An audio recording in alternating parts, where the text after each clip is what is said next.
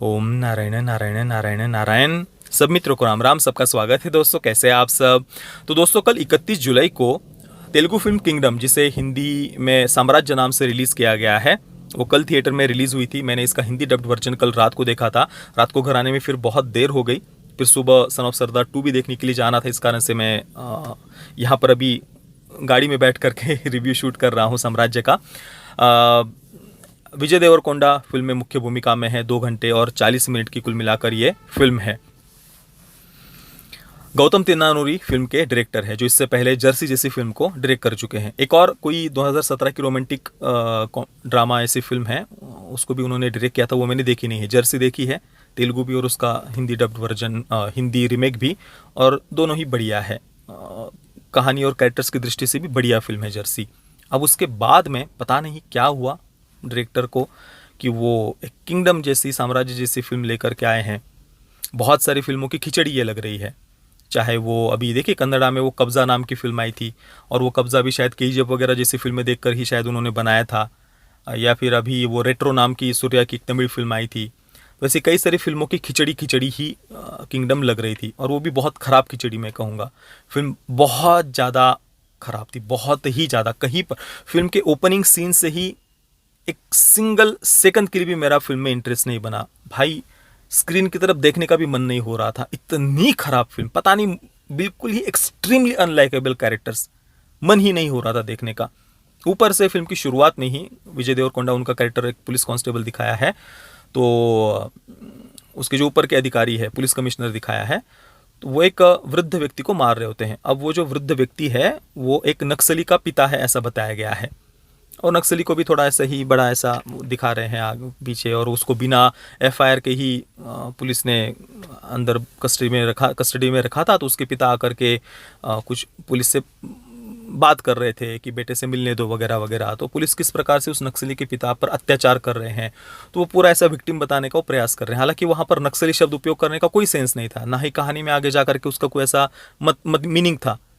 कुछ भी और दिखा सकते थे कि भाई पुलिस ने किसी एक ऐसे चोर उचक्के को या किसी भी व्यक्ति को झूठे आरोप में अंदर दूसरे किसी आरोप में बंद कर ले, पर उनको वहाँ पर नक्सली शब्द उपयोग किया। वो देखकर ही पहले ही मेरा, हालांकि फिल्म उससे पहले भी कोई फिल्म में इंटरेस्ट नहीं बना था, पर वो देख करके और ज़्यादा लगा कि भाई ये क्या, मतलब क्या सेंस था इस बात का और क्यों दिखा रहे हो ये। उसके बाद में भी फिर 1920 के समय से थोड़ा सा एक फ्लैशबैक दिखाया है। एक तेलुगु जनजातीय समाज उन्होंने एक दिखाया था, और उस समय ब्रिटिशों ने उनको बंदी बना करके वो श्रीलंका लेकर के गए थे। तब से वो ट्राइब वहीं पर श्रीलंका में रह रही है। और विजय देवरकोंडा का जो भाई है वो भी अभी श्रीलंका में ही था।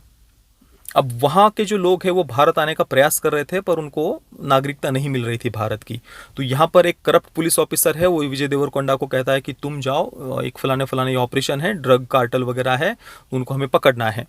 तो वहाँ जाओगे तुम ये इस सीक्रेट मिशन पर, तो तुम्हारे भाई को मैं भारत वापस आने दूंगा, उसको हम नागरिकता देंगे भारत की। तो इसके बाद में वही उनका वो ऑपरेशन वगैरह दिखा रहे हैं।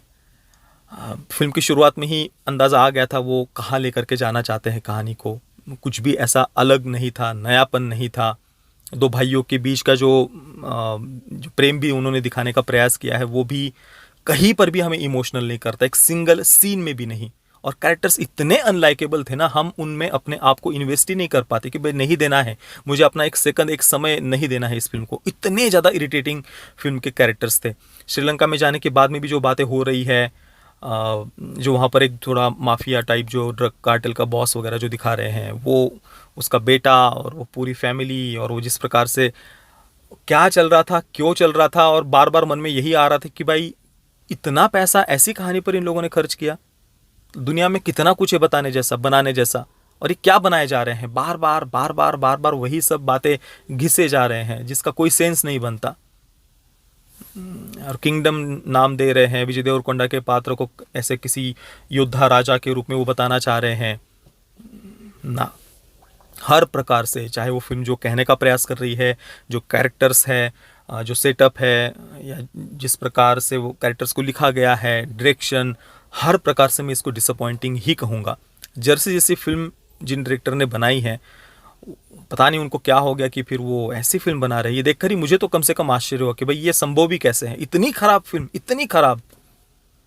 और कितना कुछ है दुनिया में बताने जैसा। भाई दुनिया में हजारों लाखों करोड़ों कहानियां हैं, लोगों के अनुभव है, एक्सपीरियंस है अपने, और उसमें सब छोड़ करके ये वो बना रहे हैं। डिप्रेसिंग सा टोन था पूरी की पूरी फिल्म का, बहुत ही स्लो भी लग रही थी और विचित्र सा ही फील हो रहा था भाई फिल्म देखते हुए। मैं किंगडम या साम्राज्य को दूंगा 2 आउट ऑफ 10 स्टार्स। जस्ट कुछ थोड़े बहुत विजुअल्स वगैरह ठीक थे, सिनेमेटोग्राफी वगैरह उसके लिए, बाकी तो फिल्म खराब थी, हर प्रकार से खराब थी भाई। बाकी किसी ने अगर गलती से इस फिल्म को देखा है तो आपका अनुभव कैसा रहा मुझे आप नीचे कमेंट में अवश्य अवश्य बताना। वीडियो देखने के लिए आप सभी मित्रों का बहुत बहुत धन्यवाद। जय श्री राम, वंदे मातरम।